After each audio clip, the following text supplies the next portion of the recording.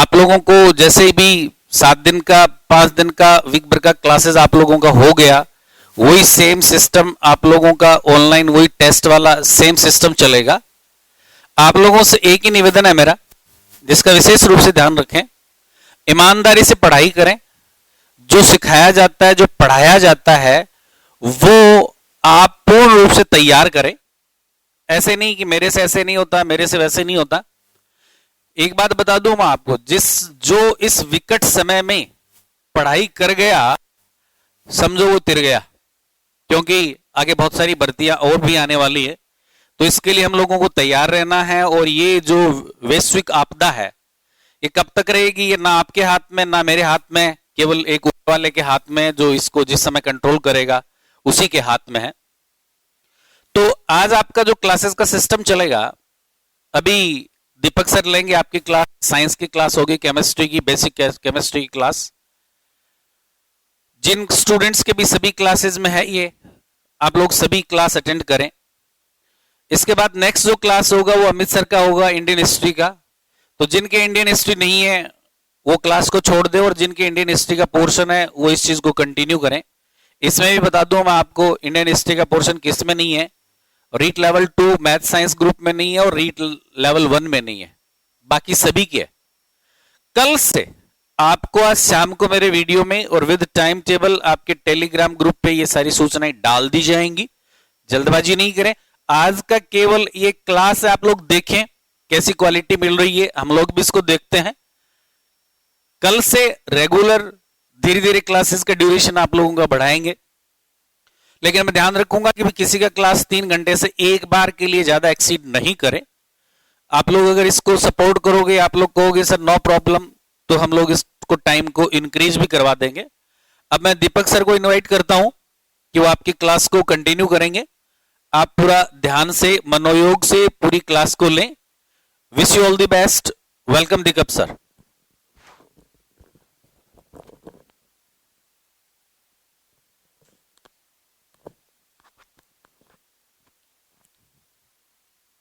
Thank you, sir. Welcome to all of students of on the युवा platform.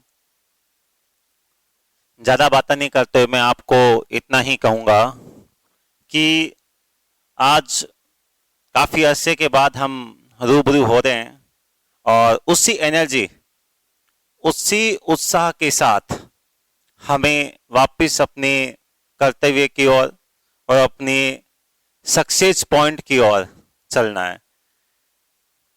आज basic जो रसायन विज्ञान स्टार्ट करने जा रहा हूं, इसमें कुछ कंसेप्ट ऐसे हैं जो साइंस के स्टूडेंट को, आर्ट्स के स्टूडेंट्स को, कॉमर्स को, सबको ये पता होना चाहिए। इसके बिना हम केमिस्ट्री नहीं समझ सकते। मेरे कहने का तात्पर्य ये है कि ये कुछ वो बेसिक पॉइंट्स हैं जिसके माध्यम से हम केमिस्ट्री से रूबरू होंगे और उसको कंटिन्यू करेंगे। अब करने के लिए प्रोसीजर क्या होगा कि रसायन विज्ञान का नियम है। पहले रसायन विज्ञान में हमें जैसे मैथ में 1 से लेकर 100 तक का काउंटिंग करते हैं, उसी प्रकार इसमें एलिमेंट्स का जो एटॉमिक नंबर है वो अपने को याद होना चाहिए, क्योंकि एटॉमिक नंबर याद होगा देन हम एटम की स्ट्रक्चर सीखेंगे। एटम के स्ट्रक्चर देखेंगे तो हमें उसमें इलेक्ट्रॉन्स कितने होते हैं, प्रोटॉन कितने होते हैं, न्यूट्रॉन कितने होते हैं, उसका एटॉमिक मास क्या होगा, उस पर चार्जेस कैसे आएंगे, ये सारा हम उस पर देखेंगे। और इसको देखने के लिए, इसको समझने के लिए एटॉमिक नंबर हमें याद होना जरूरी है। अपने बेसिक साइंस का अगर लेवल देखें, चाहे रीट सेकेंड लेवल तक जाएं, तो कॉमनली एटॉमिक नंबर 30 तक का अपना सिलेबस में रहता है। क्योंकि आरबी अपने जो रीट लेवल सेकंड है उसमें भी पीरियोडिक टेबल लेसन नहीं है। इट्स मीन अपने को तो बेसिक जो इंफॉर्मेशन है वो कंफर्म होनी चाहिए। और इसी के साथ मैं शुरुआत करूंगा आज रसायन विज्ञान में आपके साथ। और करते हैं हम सबसे पहले एटॉमिक नंबर, परमाणु क्रमांक के। और परमाणु क्रमांक में हम 1 से लेकर 30 तक के एटॉमिक नंबर को रिप्रेजेंट करके लिखेंगे। और उस एटॉमिक नंबर में जो एलिमेंट्स आ रहे हैं उनके अपने एवरीडे लाइफ में यूजेज किस प्रकार है उसको हम देखते हैं। चलिए स्टार्ट करते हैं एटॉमिक नंबर। सबसे पहले हम एटॉमिक नंबर पर बात करेंगे। एटॉमिक नंबर, परमाणु क्रमांक। परमाणु क्रमांक की बात करें तो इसमें हमें क्या क्या देखना है। परमाणु क्रमांक का अर्थ क्या होता है, इसका मीनिंग क्या है? इसका मीनिंग है कि किसी भी उदासीन, उदासीन का मीनिंग है न्यूट्रल, उदासीन तत्व में प्रोटॉन की संख्या। अब प्रोटॉन की संख्या की बात आ गई है तो उदासीन तत्व है, इसलिए हम ये कह सकते हैं उसमें इलेक्ट्रॉन की भी संख्या। इलेक्ट्रॉन की संख्या किसी भी परमाणु में यदि हम इलेक्ट्रॉन की संख्या प्रोटॉन की संख्या को देखें तो उसी रूप में हम उसे एटॉमिक नंबर कहेंगे। जैसे मैं एग्जांपल लेता हूं, मैंने कहा सर नाइट्रोजन। अब नाइट्रोजन लिया तो नाइट्रोजन का एटॉमिक नंबर कितना है? आप कहोगे सर इसका एटॉमिक नंबर 7 है। अब एटॉमिक नंबर 7 है तो इसमें नंबर ऑफ प्रोटॉन, प्रोटॉन की संख्या कितनी है? तो इसमें प्रोटॉन की संख्या, तो प्रोटॉन की संख्या इसमें कितनी होती है? 7। उसी प्रकार अगर इसमें बात करें न्यूट्रॉन की संख्या तो सर न्यूट्रॉन की संख्या कॉमनली हम इसमें ले सकते हैं 7, बट बहुत सारे एक्सेप्शंस आते हैं, बट एक बार हम कह सकते हैं इसमें 7 है। उसी प्रकार अगर इसमें इलेक्ट्रॉन की संख्या पूछी जाए, इलेक्ट्रॉन की संख्या कितनी है, तो इलेक्ट्रॉन की संख्या भी कितनी होगी? 7। अब इनमें से हमें ध्यान क्या रखना है कि कौन सी चीज मोस्ट इंपॉर्टेंट होके आती है। तो नाइट्रोजन के रेफरेंस में आप एक तो प्रोटॉन की संख्या कितनी है? 7, और आपने याद किया इलेक्ट्रॉन की संख्या भी कितनी है? 7। It's mean atomic number, the number of proton and the number of neutron in a neutral element is called atomic number. ये आपको ध्यान रखना है। अब एटॉमिक नंबर की बात करें तो एटॉमिक नंबर में हमें ये याद रखना पड़ेगा कि परमाणु क्रमांक अपने को याद होने चाहिए। परमाणु क्रमांक याद करने के लिए एक तरीका सिखाता हूं मैं आपको। अपने सिलेबस में जो एटॉमिक नंबर है, एटॉमिक नंबर वो 1 से लेकर 30 तक का है जो आपको याद होना चाहिए। मुझे ये ज्ञात होगा, आपको भी याद होगा कि जो REET level second science group से बिलोंग करते हैं उनको एटॉमिक नंबर 1 से लेकर 30 तक याद होता है, वो इजीली लगभग सबको याद है। अब बात आती है रीट लेवल फर्स्ट की, अब बात आती है पटवार की, बात आती है कांस्टेबल की। इसमें आर्ट्स और कॉमर्स के स्टूडेंट होते हैं, उसने 10th क्लास के बाद इनको नहीं पढ़ा होगा, नहीं पढ़ा होगा तो उनको याद नहीं होगा। पर मेरे दोस्तों इनको याद करना बहुत जरूरी है, इसके बिना हम कुछ नहीं कर सकते। तो बात करते हैं कैसे याद करेंगे। जैसे मैं आपको एग्जांपल देता हूं, एटॉमिक नंबर 1, 2, 3, 4, 5, 6, 7, 8, 9 और 10।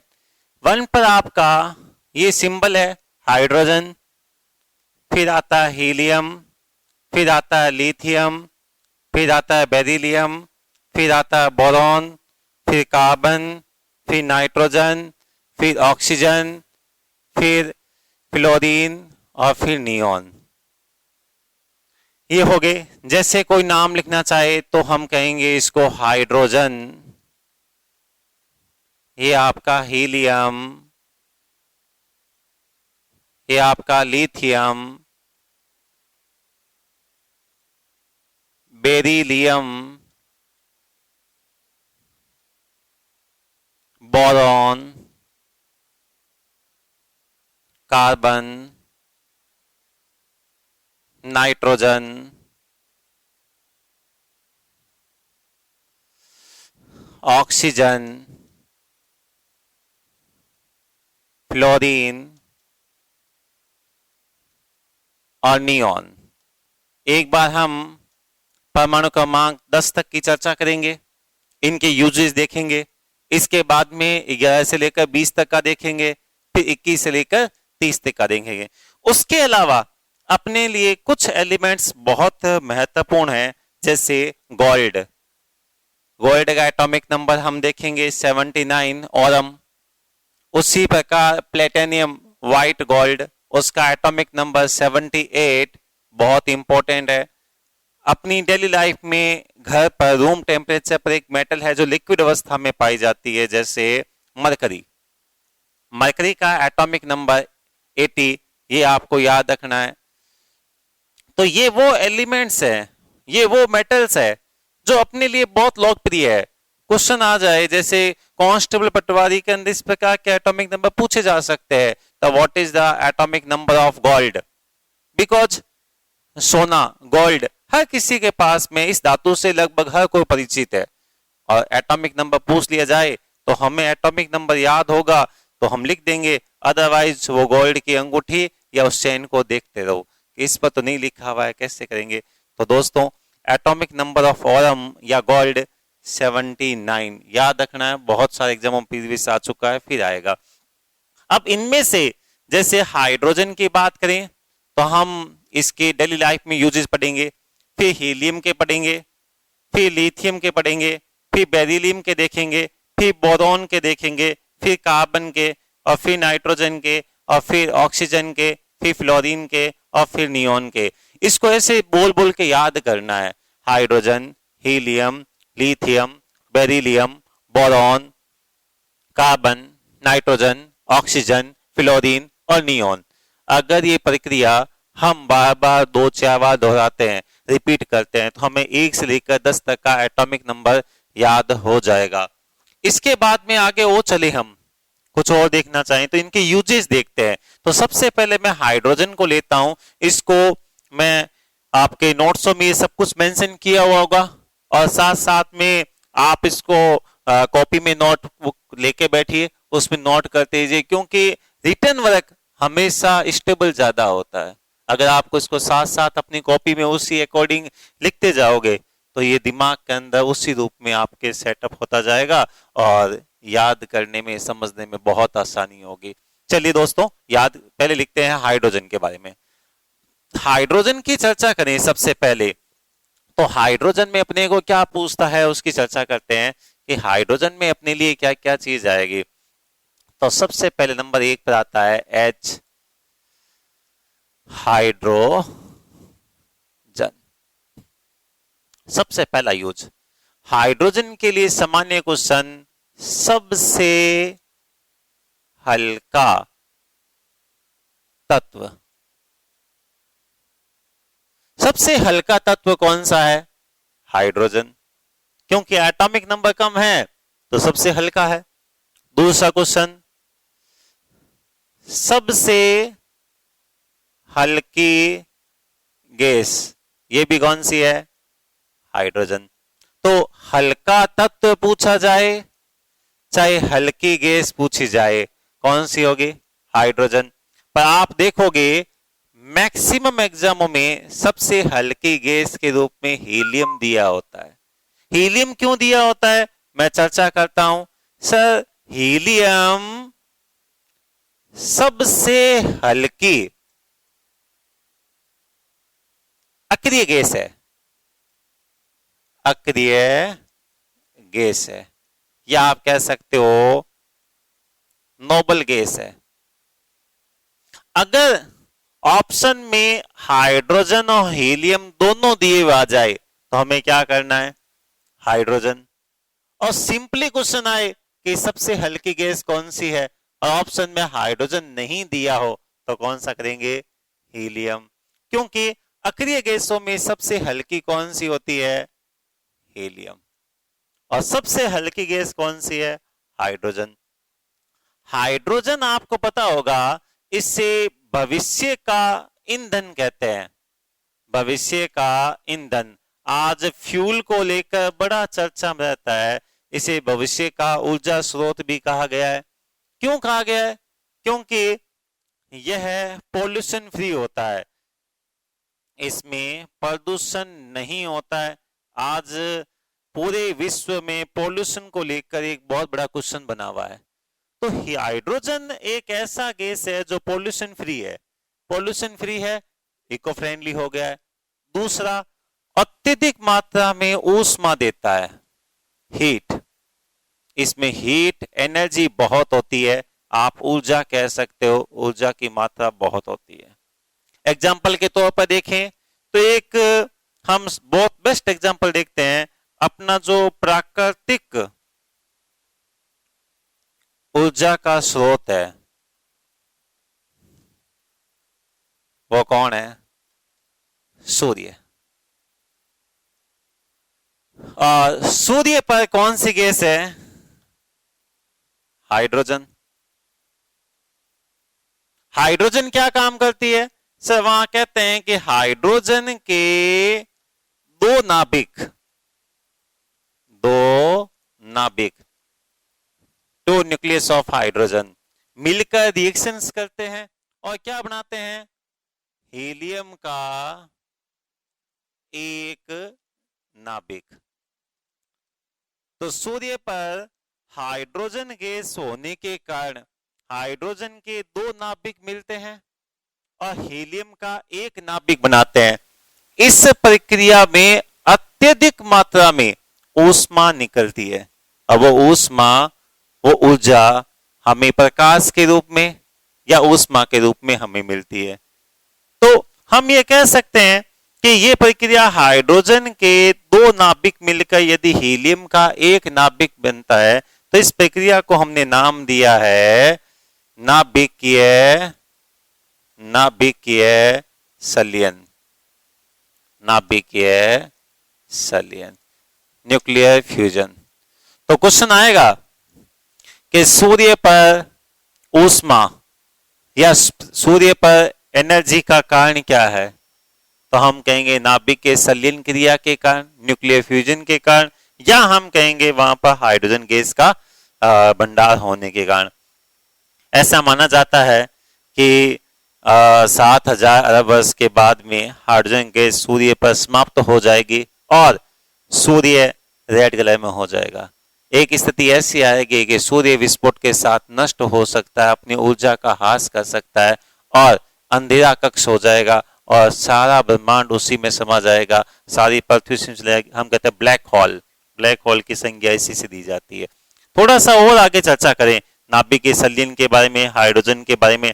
तो नाभिकीय संलयन एक एनर्जी का प्रोसीजर हो गया है जो ऊष्मा उत्पन्न करता है। तो आपसे क्वेश्चन आएगा हाइड्रोजन का प्राकृतिक उपयोग क्या है, प्रकृति में किस प्रकार से? तो आप कहोगे कि नाभिकीय संलयन अभिक्रिया सूर्य पर उपस्थित होती है और सूर्य पर हाइड्रोजन गैस का जमाव है, इसीलिए सूर्य पर ऊष्मा या प्रकाश का कारण है। इसके अलावा बात करें कुछ और, जैसे अभिषेक ईंधन की बात की हमने, और देखिए इसके बारे में क्या पूछते हैं आपसे, थोड़ी सी चर्चा करते हैं। हाइड्रोजन आपके लिए क्वेश्चंस बहुत इंपॉर्टेंट लेके आता है। हाइड्रोजन को लोफर एलिमेंट कहते हैं। लोफर का मतलब हो गया आवारा तत्व। हाइड्रोजन को लोफर तत्व या आवारा तत्व कहते हैं। क्यों कहते हैं लोफर एलिमेंट इसको? क्योंकि इसका कारण आप इतना सा लिखोगे, आवर्त सारणी, जिससे आपने कहा है पीरियोडिक टेबल में स्थान निश्चित न होने के कारण।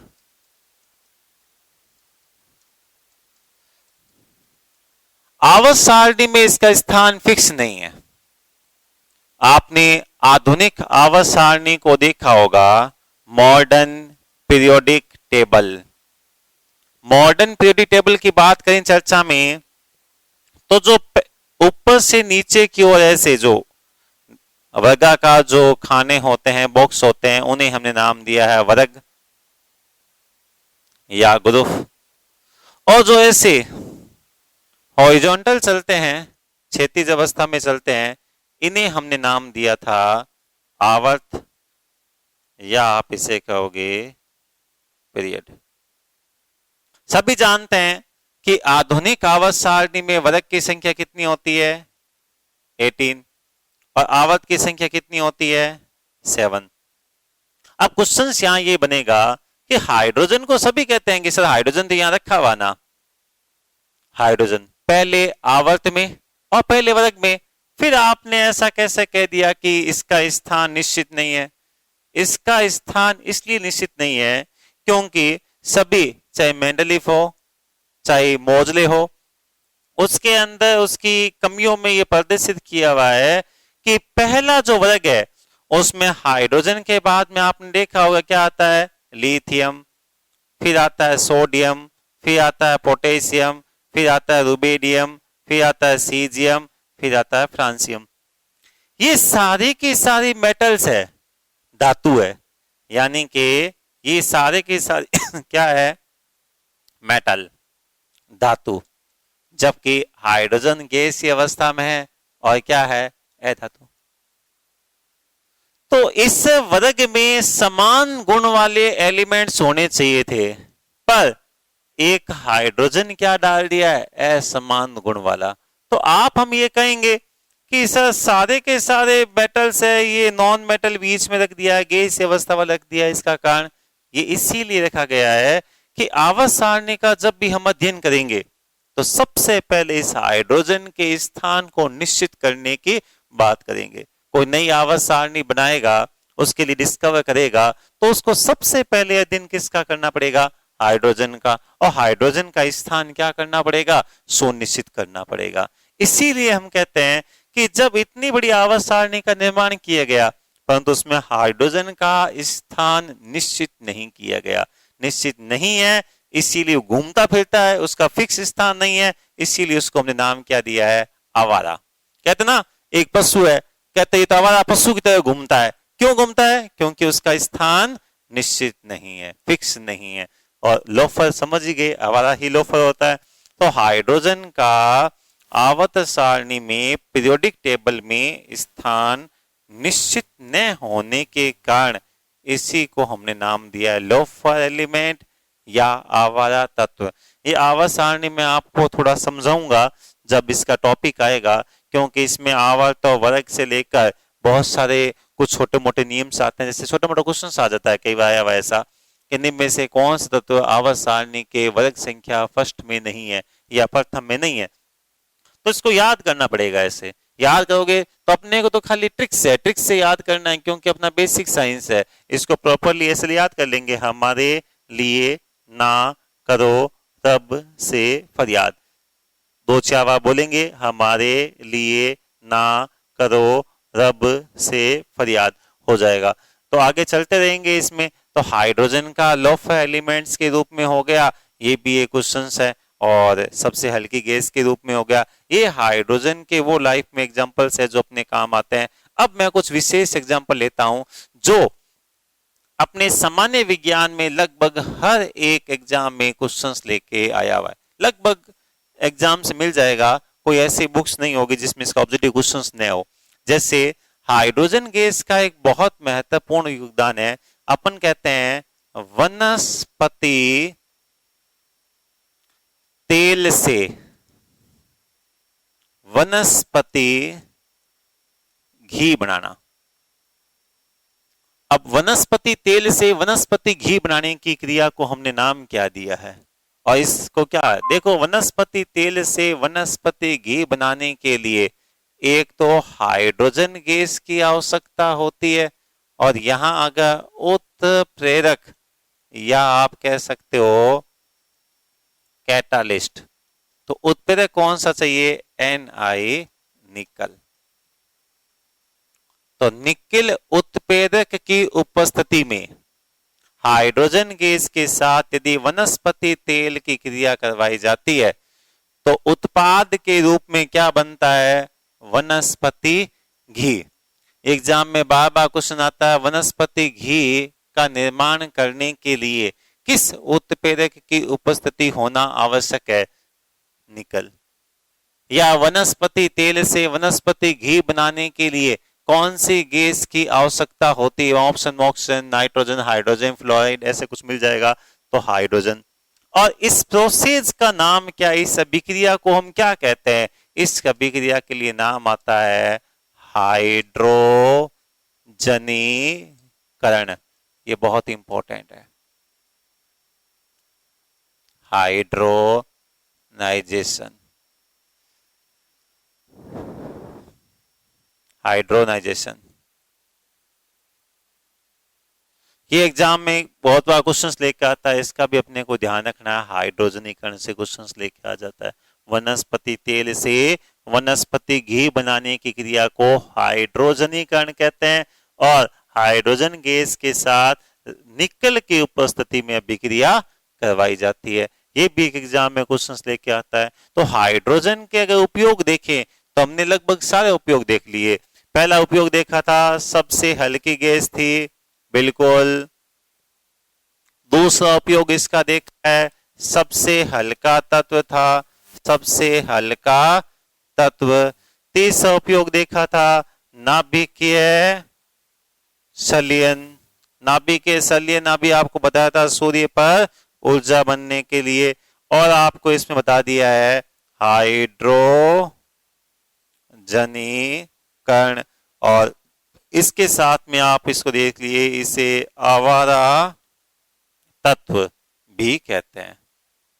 ये वो उपयोग है जो हाइड्रोजन को लेकर अपने लिए पूछ लिए जाते हैं। तो पहला एलिमेंट्स, इसकी सामान्य जानकारी, ये ऐसी इंफॉर्मेशन है जो टुकड़ों में बिखरी हुई है, पर हमने इसको एक जगह डाला है। ये आपको इसलिए इंपॉर्टेंट तरीके से याद रखना है कि मैंने जितनी लाइंस बोली थी आपको वो किसी ना किसी पाठ्य पुस्तक, कोई भी पाठ्य पुस्तक ले लीजिए जो बाजार में ऑब्जेक्टिव रूप में आती है, उसमें ये क्वेश्चंस आए हुए होंगे। किसी ना किसी प्रतियोगिता परीक्षाओं में ये क्वेश्चंस आया हुआ है और बार बार रिपीट होता है और इंपॉर्टेंट है, वापस रिपीट हो सकता है। चलिए इसके बाद में हम लेते हैं नेक्स्ट, इसका आगे का फेज, जिसको हमने नाम दिया है सेकंड फेज पे आते हैं अपने 2 नंबर पर, हीलियम।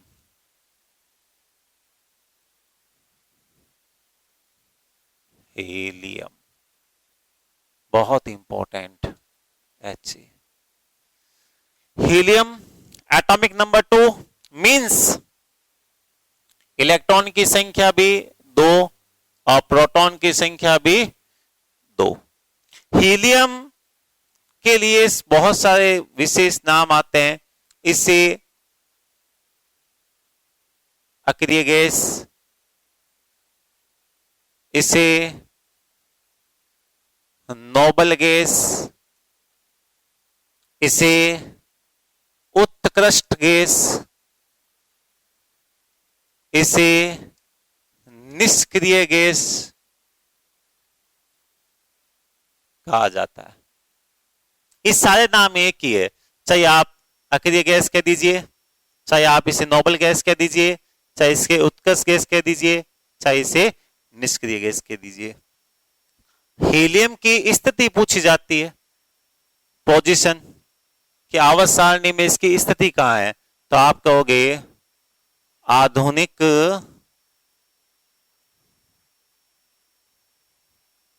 आवर्त सारणी में वर्ग संख्या कौन सा है 18 और आवर्त कौन सा है फर्स्ट। यानी अगर पूछा जाए कौन से ग्रुप में है तो ग्रुप 18, और आवर्त पूछा जाए यानी कि पीरियड पूछा जाए कौन सा है फर्स्ट। तो आधुनिक आवर्त सारणी में वर्ग संख्या 18 में और आवर्त संख्या फर्स्ट में इसको रखा गया है। अब अपनी लाइफ में हीलियम के उपयोग, सबसे हल्की अक्रिय गैस, सबसे हल्की अक्रिय गैस कौन सी है हीलियम। क्योंकि अगर वर्ग को देखें तो उसमें देखा होगा आपने हीलियम, फिर नियॉन, फिर ऑर्गन, फिर क्रिप्टॉन, फिर जीनॉन और फिर radon. Helium, neon, organ, krypton, xenon और रेडॉन। ये वो की गैसें हैं जो अपनी एग्जाम में आती है, जिसमें से सबसे ज्यादा ऑर्गन का पूछ जाता है। बल्ब में भरी जाने वाली गैस कौन सी है? ऑर्गन। ट्यूबलाइट में भरी हुई गैस कौन सी होती है? ऑर्गन। हीलियम और नियोन के भी क्वेश्चन आते हैं। तो ये 6 है। इन वर्ग को भी हम नोबल वर्ग कह सकते हैं, उत्कर्ष गैस वर्ग कह सकते हैं, निष्क्रिय गैस वर्ग कह सकते हैं। और आपके सामने लिख दी गई है वर्ग संख्या 18 में 18 में कौन कौन सी गैसें हैं? Helium, neon, organ, krypton, xenon और रेडॉन। ये गैसें हो गई आपके सामने। अब इसमें चर्चा करते हैं अपने लिए हीलियम का क्वेश्चंस क्या आता है। अगर हीलियम के क्वेश्चंस की बात करें तो पहला क्वेश्चन, समुद्री गोताखोर, सी डाइवर्स जिसे कहते हो आप, समुद्री गोताखोर, सी डाइवर्स। समुद्री गोताखोर जब समुद्र में जाते हैं तो अपने सिलेंडर के अंदर ऑक्सीजन के साथ कौन सी गैस का प्रयोग करते हैं? Helium. Oxygen plus helium. Exam आता है कि समुद्री गोताखोर कृत्रिम श्वसन, आर्टिफिशियल रेस्पिरेशन, कृत्रिम श्वसन, इसमें कौन सी गैस काम लेते हैं? ऑक्सीजन के साथ हीलियम। याद रखना, एक चिकित्सा क्षेत्र का भी बहुत